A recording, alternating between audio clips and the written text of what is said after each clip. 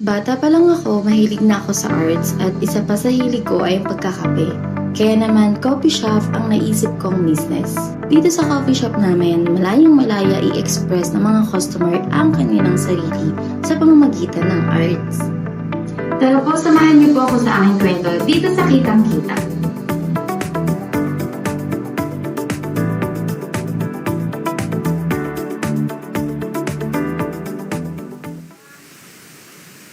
Yan, eto na nga. At nandito tayo ngayon sa isang cafe. Pero parang art studio na rin. At hindi lang yun. Bukod sa mabubusog kayo ng kanilang mga food, makakapag-create pa kayo ng artwork or art pieces, my friend. Eto na, nandito tayo sa cafe and art studio ni na Ivy Beatriz Ramos. Welcome to LTV. Halika, Ivy! Halika rito. Ay, napakabata naman ito ni Ivy! Kasing bata ko na naman. Ay, naku po! Ayan, ganda. Hi, how are you today? I'm fine po. Thank you for asking. Ayan, at... Ito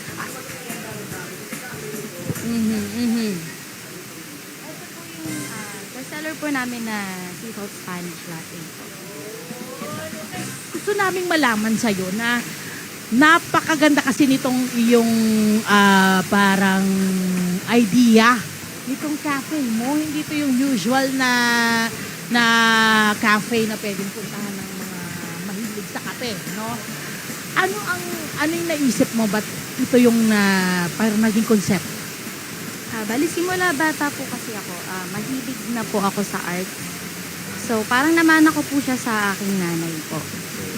Then, Artistic din siya. Does she paint? Does she draw? Does she... she draw po. She Magaling po draws. siya. Oh, one night. And Amazing. ayun po, pangarap ko rin po kasi magkaroon ng cafe. So sabi ko, why not ipag-mix po natin? Okay.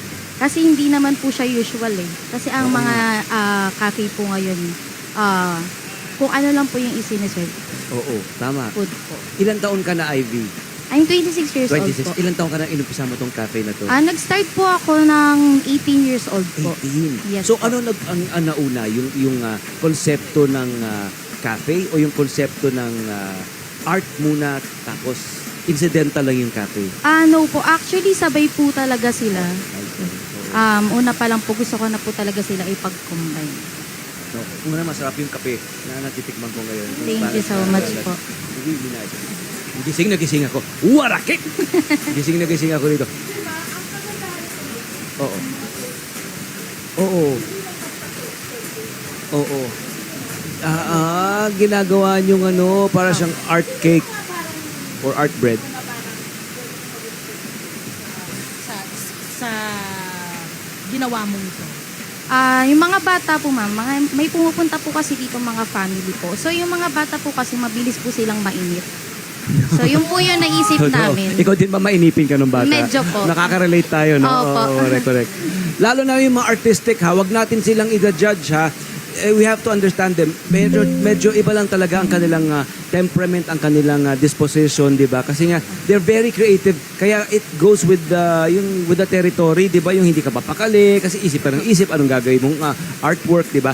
How about itong mga pagkain na ito? Anong inspirasyon mo rito at ano bang kinalaman ng art dito sa mga pagkain? Kasi it's artfully plated, oh. Yes po. Oo. Buddy, mahilig din po kasi akong magluto, sir. Oo. And then, yung mga food po na to is one of my favorite foods din po. Okay, like ano to? po Ito. is yung garlic beef pepper po namin. Ito Wow, po yung looks good. pinaka bestseller po namin dito sa cafe. Okay. Magkano yan, Ana?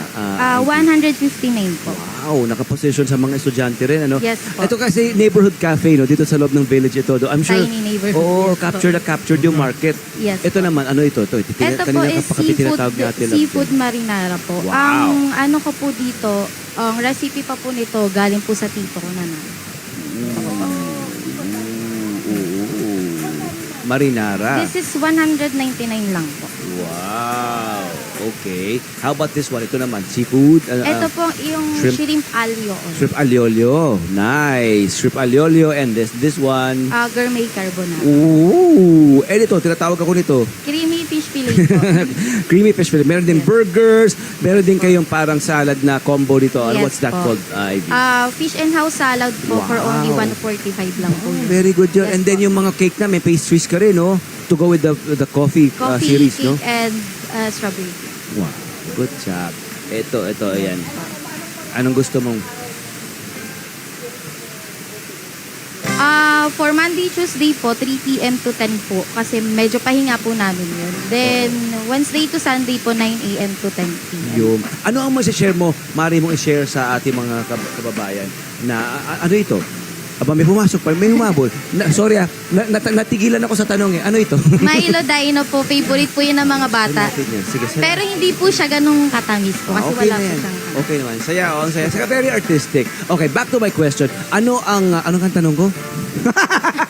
Ano ang tanong ko? Nakalimutan ko sa sarap ng aking kape. Okay, ano ang iyong maaaring i-share sa ating mga kabarangay, sa mga artistic na katulad mo, na nagsasabi, yung mga sinasabihang, wala namang kita sa pagiging artista o artistic eh, pero eto ka, may cafe ka pa. Yes po.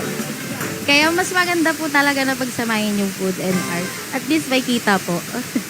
Ganon po. Tama, kaya. Yes po. At saka Kaya yung art mo pwedeng pagkakitaan. Tama po. Ano pwede ba ang po. iyong disiplina sa art? Ano nga yung saan ka dalubhasa? Actually, ano lang po ako sir eh.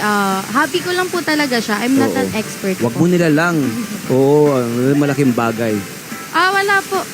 Talaga. Free lang din po lahat ng art materials na. Kaya to kitang-kita. Kasi parang ang kita daw nila ay umaabot minsan ng mababa na yung 5,000 a day. Up to 15,000 a day. Tapos dito ka nakatira? Dito sa or you're Meron renting? po kaming bahay po. Oh, okay, Kabilang. okay. So ito ay space na yung Nire-rent. nire-rent, di ba? Yes. Napaka-enterprising ni Ivy at 26 years old. Masarap ba? Sige, ako rin titingnan ko yan. Ayan.